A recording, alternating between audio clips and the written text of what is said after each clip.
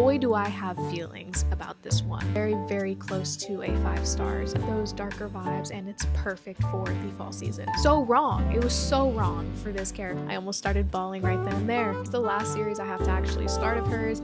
Hello, welcome back to my channel. I'm so glad that you clicked on today's video. It's officially the start of a new month, which means that it's also time to reflect on all of the books that we read last month, as well as make a new TBR for the upcoming month. Now, I only read 4 books in the month of September, which is definitely not a lot. I've been really busy trying to study for a very, very important exam that's coming up in the next couple of weeks. All of my extra time and energy has gone into trying to study for that exam because I have to pass. That's the story on that. But before we get into actually talking about the books that I read, I do want to say a huge thank you to every single person who has subscribed to my channel recently. 2 days ago officially marked 1 month of me posting on YouTube. Within that 1 month, over 100 of you guys have subscribed to my channel, which is absolutely insane to me. I honestly thought that I'd be making YouTube videos for my close family and friends for like the first year of me being on here, and yet over 100 of you guys seem to be interested in what I have to say about books and enjoy my content, at least to some degree. So for that, I am very, very grateful, and I just wanted to say a huge thank you to every single person who has supported me,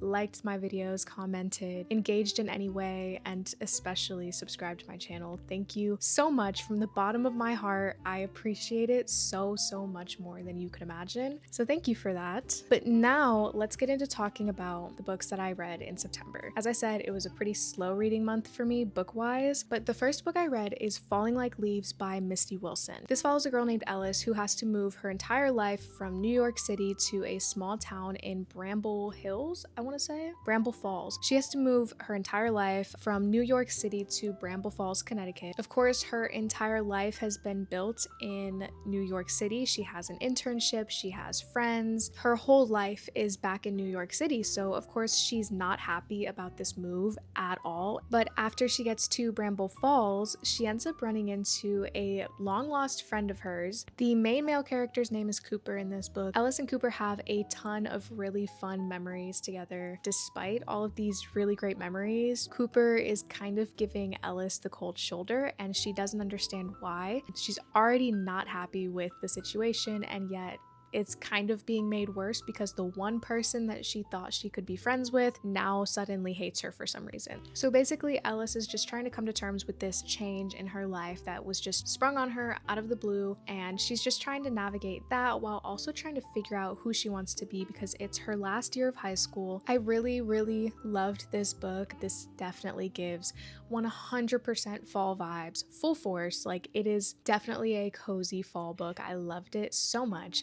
But I also really loved the found family aspect in here. The side characters in this book were just so amazing, and I loved them all so much. I loved the interactions between everyone. It was just genuinely a very fun, cute, adorable book. I'm at the point in my life where I just don't really care to read about like high school drama, and that's sometimes young adult books, especially when they have high school characters and friends and dynamics and stuff like that. They sometimes tend to act extra childish and make really childish decisions. They're just very immature, and it really frustrates me, and so I've kind of been getting away from reading YA books a little bit more. But this one was not like that at all. It did not frustrate me. It wasn't like high school drama or teenage issues. Like, it wasn't like that at all. The message of being who you want to be and not who someone else wants you to be is so strong in this book, and I appreciated it so much because even as an adult, it's still so important to know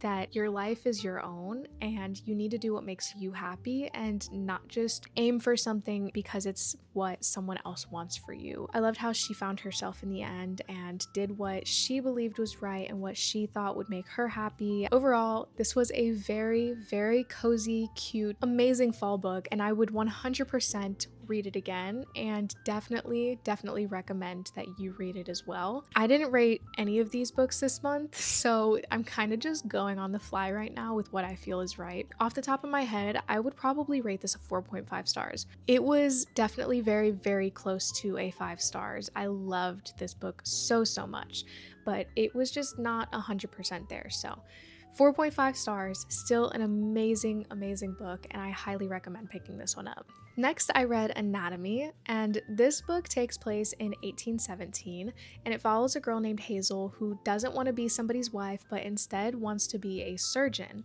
She's read up a lot on anatomy, but she knew that in order to get like the full picture and understand it better, she would have to take an actual lesson taught by somebody. So she enrolled in these anatomy lessons under the guise of being a man. She was, of course, discovered and kicked out of the class, but the doctor that was teaching these classes made a deal with her that Hazel could still sit and take the examination at the end of the semester, and if she passed, she could continue her studies, and if she did not pass, then she would not be able to continue. The only issue is that she was not allowed to sit in the actual lessons throughout the semester, so she had to teach herself all about anatomy. Luckily for her, she happened to have a run-in with a grave robber, so she struck up a deal with him. He would get bodies for her that she could autopsy and kind of do her thing with, so she could study using these bodies that the grave robber had gotten for her. If you do not want to read about autopsies on corpses in explicit detail, then you probably should not pick up this book. It is a YA book at the end of the day, so it's not terrible, but it's still a little bit unsettling for people who aren't really used to that type of gore. There's a lot more that happens in the span of this book, honestly, but I couldn't go into detail about it because that would probably just give away too much information. Overall, I really enjoyed this book. I think it was the perfect fall book.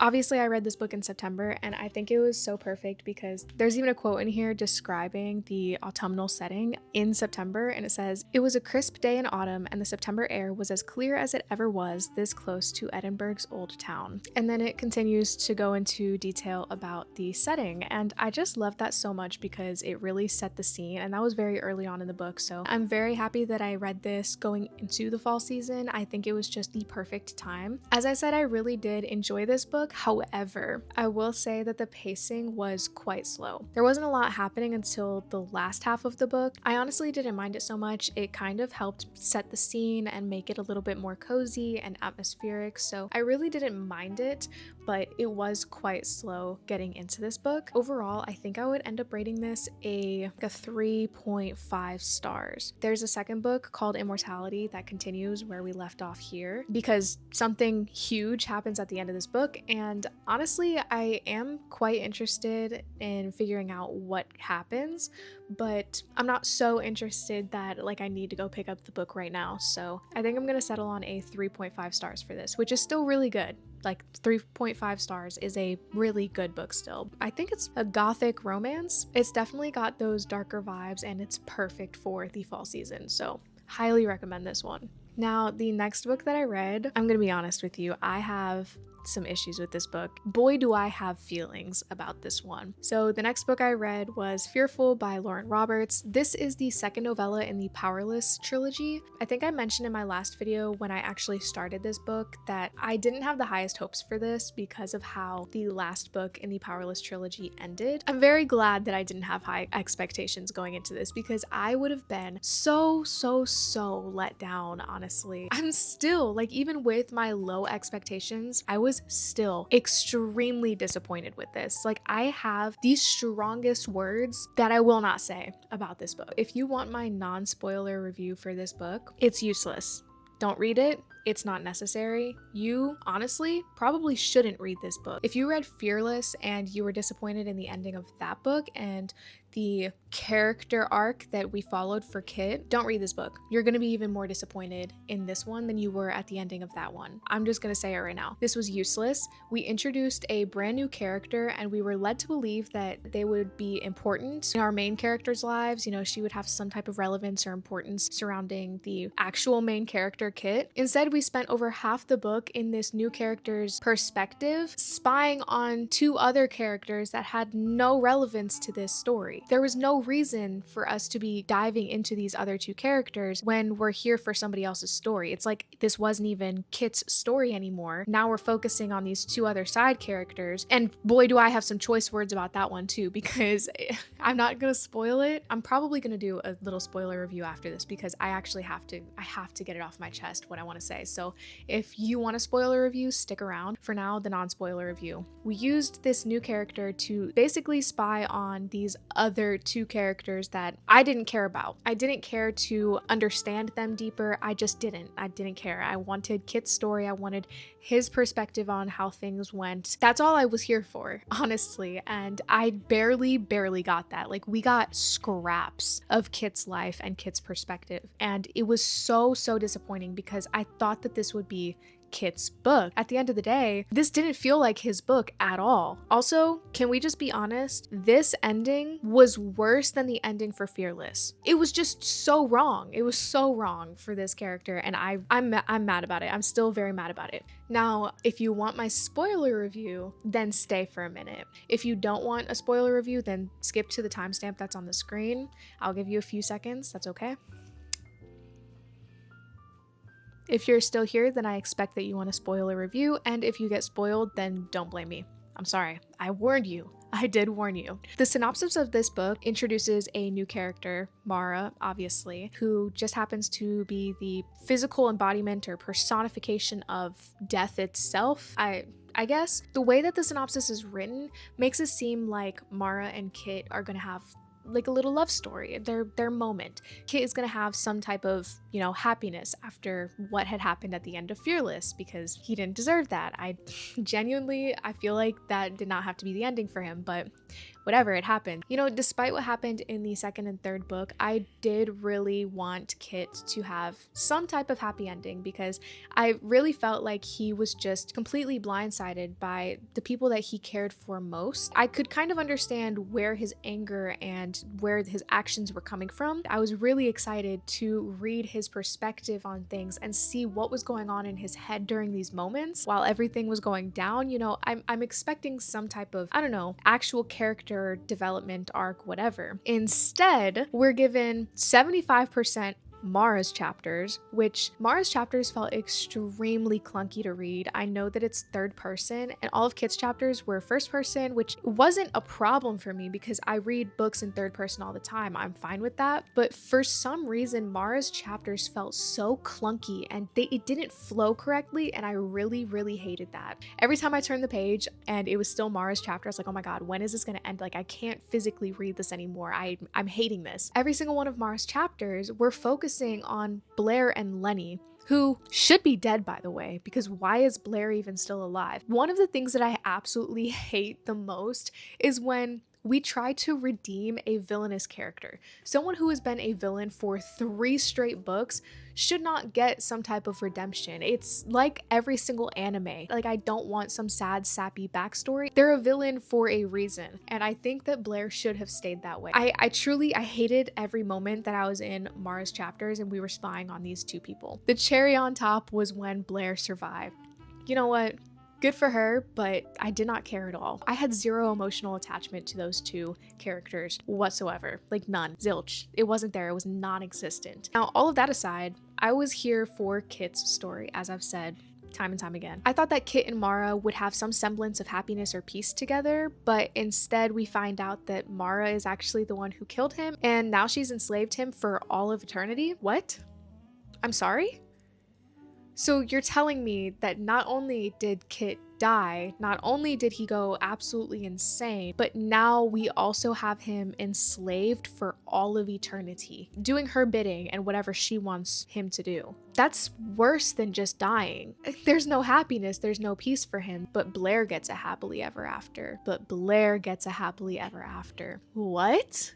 I just make it make sense, please. I don't get it. Not only that, but you're telling me that Kit had this grandiose idea to just become more villainous than his father ever was just because his father is dead and now Kit is king. It's worth becoming the most villainous person in the entire kingdom at the expense of not only the person you care for most, your brother, but also at the expense of every single person in your kingdom. It just didn't match who he was, who we had seen in book 1. Like, maybe I'm mistaken, maybe I'm reading the room wrong. Book 1 Kit was a completely different person than book 2 and book 3. Like, it's almost as if he was completely replaced. I can't see that Kit, book 1 Kit, doing a single thing that book 3 Kit had done. Anyways, I had really low expectations for this book, but I still had really high hopes But unfortunately, this book was worlds worse than anything I could have possibly imagined. I would not recommend reading this.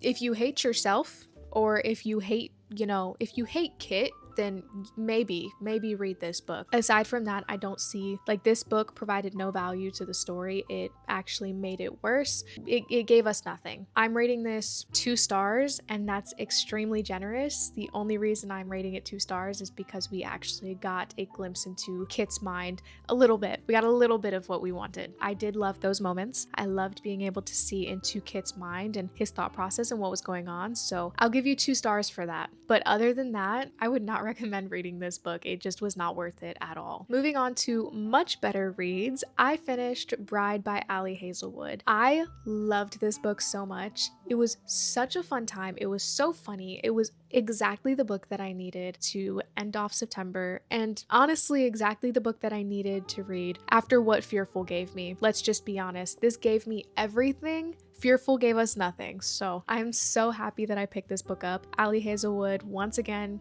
did her thing with this. Like, I love Ali Hazelwood's writing, but this is honestly one of my favorites. Like, this was such a fun time, so perfect for the fall time. I mean, an Omegaverse romance, can we get more fall than that?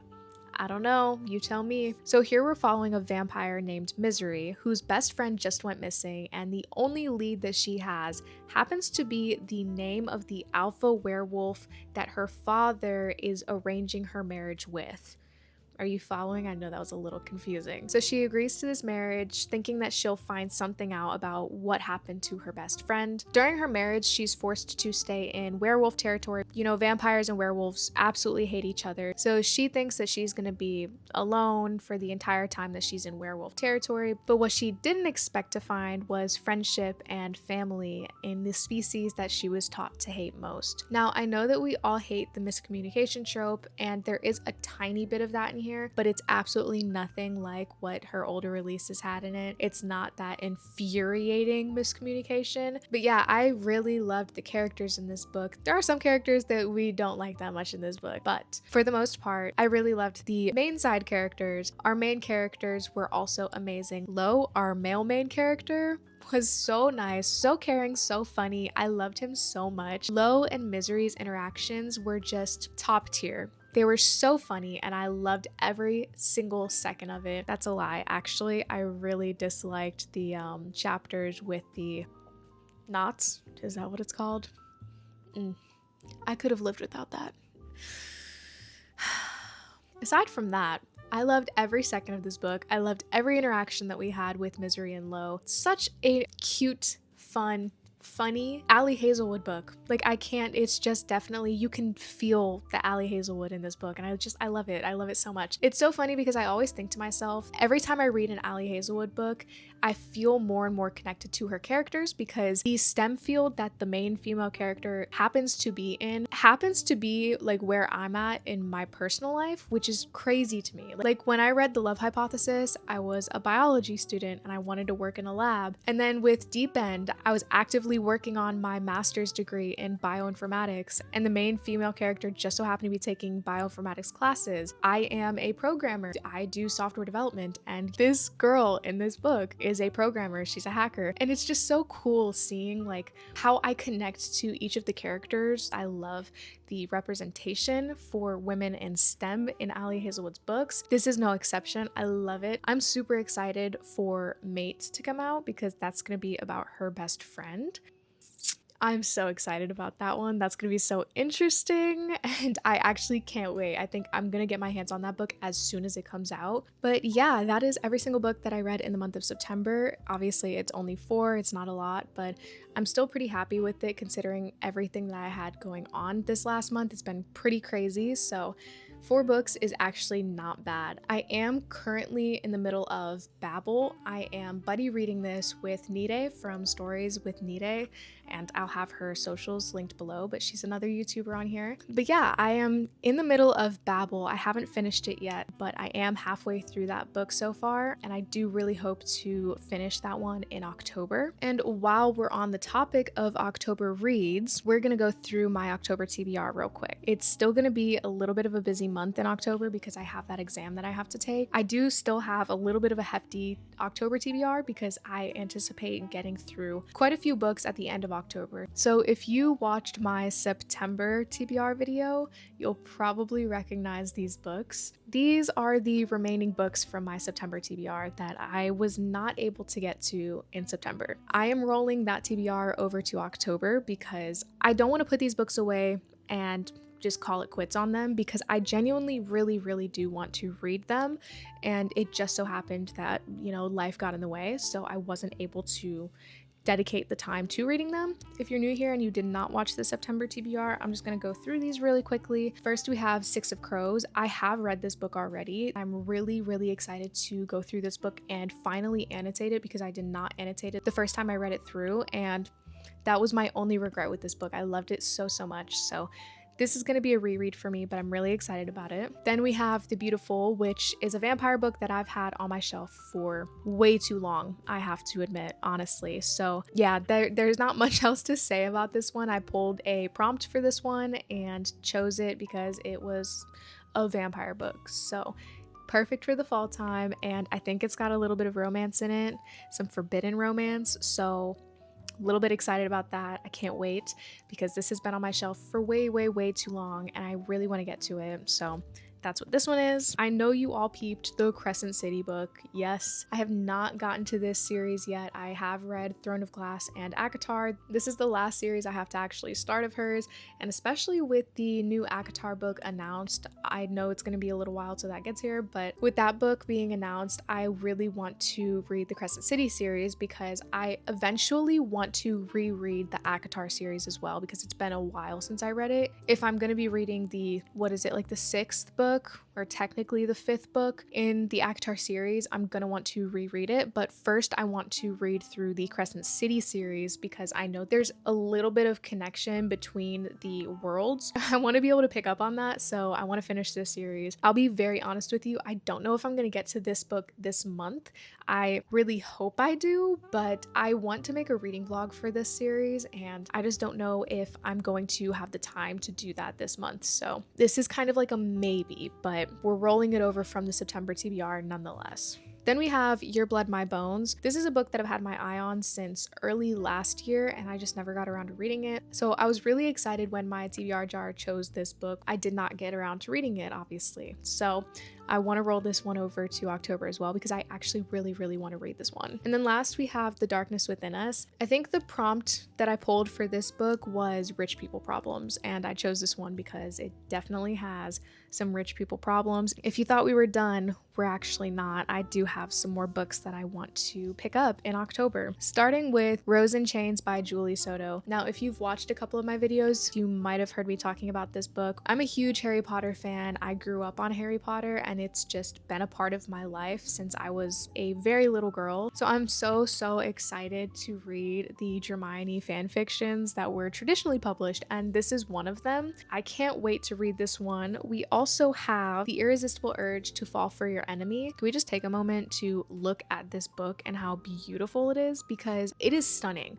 Like, the artwork on here, the colors, everything is just so beautiful about this edition. Cannot wait to read this one. Lastly, but definitely not least, I'm gonna cry just thinking about it, we have Alchemized. I read Manacled last year, and that book has literally changed the fiber of my being. Like, I can't explain to you how much Manacled means to me. Like, it is genuinely, probably forever and always will be my god tier book. I loved that book so much. It was heartbreaking, it was devastating, and it was soul crushing. I can't explain it more than that. It's just so devastating. And I know some of you are probably like, why would you want to read a book that's devastating and heartbreaking?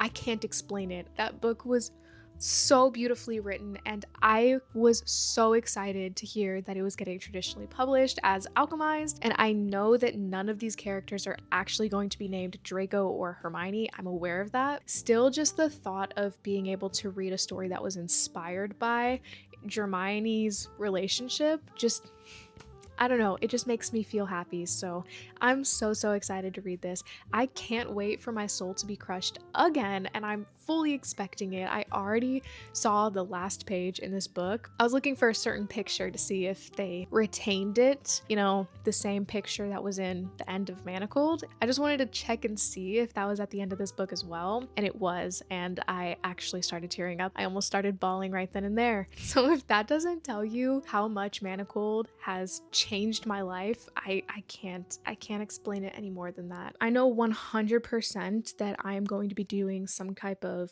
Hermione fanfiction inspired reading vlog. I know I'm going to do it. Like, there's no ifs, ands, or buts. Like, I will not read these books unless I do a vlog for it, because I just want to be able to look back at that video and cry to it, honestly, and feel all the feels that I felt in that moment again, and just constantly replay it in my head. So once this exam is over and everything settles down a little bit, I'm hoping that I can get into that, because these are probably the most anticipated books that are on my TBR at the moment. Honestly, like my top reads, but I can't start them until I know for sure I have the time to actually sit down and read them, which I don't have that right now. So other than that, I mean, there are of course some other books that I would definitely like to add to my October TBR, but I think it's just gonna be a like how I'm feeling in that moment type of thing, just whatever I want to read at the moment. You know, with everything going on, I don't want to feel forced to read a certain book if I'm not really feeling it at that moment. So I'm excited to see what I actually read this month. I'm hoping to catch up. I'm very behind on my Goodreads goal, aren't we all? I'm very behind. I do need to catch up. I'm hoping to make up for that a little bit at the end of this month. But that's it for now. That was my September reading wrap up and my October TBR. Again, thank you so much to every single person who has supported me and my small channel in the last month of it being up. I'm so grateful to each and every single one of you, and I can't wait to see where we go from here. I'm so excited for what's to come. I have so many video plans. I'm hoping that